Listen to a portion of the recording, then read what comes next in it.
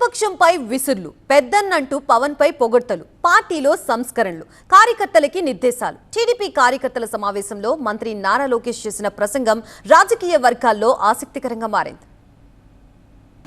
Credit చోరీ జబ్బున్న నాయకుడు ఉన్నాడు. సారీ, మన రాష్ట్రంలో కాదు, బెంగళూరులో ఉంటాడు ఆయన. ఇప్పుడు అయింది బెన్ తాహై.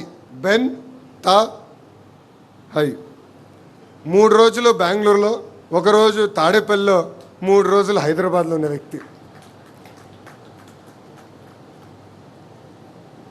ఒక కంపెనీ తీసుకురారు, ఒక పని పూర్తి చేయరు, మనం తీసుకొస్తేమో మేం చేసామంటారు.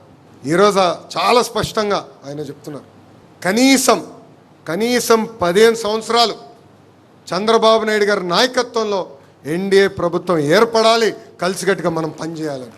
మొన్న ఒక ఇంటర్వ్యూలో పొరపాటున నేను 2029 కూటమి గెలుస్తుందని చెప్పా.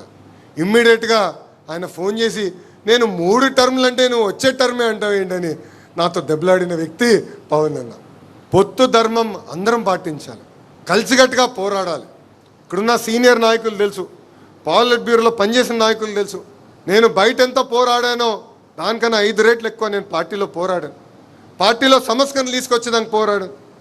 మనం ప్రతిపక్షంలో ఉన్నప్పుడు డిస్ట్రిక్ట్ పార్టీ కాదు, పార్లమెంట్ పార్టీ వ్యవస్థ తీసుకొస్తే బాగుంటుందని నేను ప్రతిపాదించాను, పోరాడా. మొదటిసారి ఆ పోరాటం ఫలించలేదు, కానీ నేను అధైర్యపడలేదు. నేను నమ్ముకున్న సిద్ధాంతం పార్టీ ఇంకా వైబ్రెంట్గా ఉండాలి.